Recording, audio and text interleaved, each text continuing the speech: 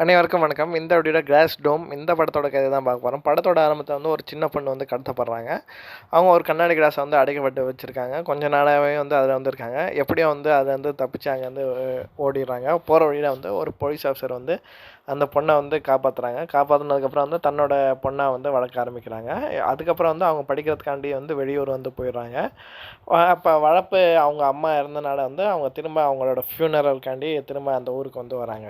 இவங்க வரப்ப வந்து ஊர்ல அந்த பழைய ஞாபகம்லாம் வந்து இவங்களுக்கு வருது. இது மாரி வந்து கடத்தி வச்சவங்க, இது மாரி வந்து அந்த ஞாபகம்லாம் வந்து வந்துட்டுருக்கு. இப்போ ஊர்ல அவங்க அப்பாவோட ஃப்ரெண்டுக்கு வந்து இவங்க பார்க்கறதுக்காண்டி வந்து அடிக்கடி வந்து போவாங்க. அப்போ ஒரு நாள் போகும்போது அவங்க ஃப்ரெண்டோட ஒய்ஃப் வந்து ரொம்ப கொடூரமான முறையில வந்து கொலை செய்யப்பட்டு வந்திருக்காங்க. வீட்ல அவங்களோட பொண்ணு வந்து காணாம வந்து போயிட்டாங்க.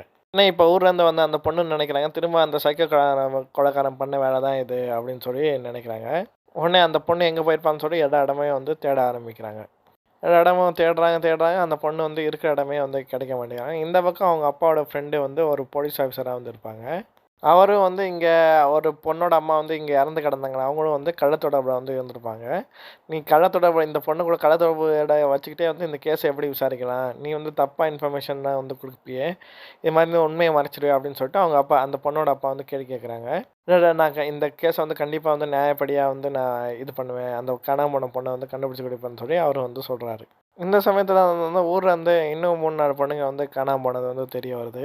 அப்ப நம்ம ஹீரோயின வந்து ஒருத்தர் வந்து கடத்திட்டு போயிருப்பாரு. கடத்திட்டு போயிட்டு வந்து அவங்க கூட வந்து சும்மா வந்து பேசிட்டு இருப்பான். பேசிட்டு இருக்கும்போது வந்து தெரிய வருது. இவனும் வந்து அந்த கடத்தல் கும்பல சேர்ந்தவன்னு சொல்லி இவங்க வந்து நினைப்பாங்க. ஆனா வந்து அப்படி வந்து கிடையாது. தானும் கடத்தல்காரனா ஆக வந்து அவன் வந்து முயற்சி பண்ணியிருக்கான்னு சொல்லி ஹீரோயின் வந்து கண்டுபிடிக்கிறாங்க. அப்ப கொஞ்ச நாள் கழிச்சு பார்த்தா அவனையும் வந்து யாரோ வந்து கொலை பண்ணி வந்து போட்டுருக்கிறது வந்து ஹீரோயினுக்கு வந்து தெரிய வருது. அப்புறம் ஹீரோயின் வந்து அந்த கொலை செய்யப்பட்டிருக்காங்கன்னா, அந்த பொண்ணோட செல்ஃபோன் வந்து அவங்க அப்பாவோட ஃப்ரெண்டு போலீஸ் ஆஃபீசர்ட்ட வந்து இருக்கிறத சொல்லி கண்டுபிடிச்சாங்க. அத வந்து அவங்க வந்து எடுத்துடுறாங்க. எடுத்துட்டு வந்து யார் இதெல்லாம் பண்ணியிருப்பான்னு சொல்லி அவங்களுக்கு வந்து தெரிய வருது. போய் கண்டுபிடிக்கலான்னு போகும்போது, இவங்க பின்னாடியே வந்து யாரோ வந்து அடிச்சு வந்து இவங்கள வந்து தூக்கிட்டு வந்துருவாங்க. தூக்கிட்டு வந்து இவங்களையும் வந்து கண்ணாடி பெட்டியில வந்து அடிச்சுருவாங்க. கண்ணாடி பெட்டியில அடிச்சுட்டு வந்து பார்த்தா, வெளிய யார் நிக்குன்னு பார்த்தா, இவங்களோட வளர்ப்பு அப்பா தான் வந்து நிப்பாங்க.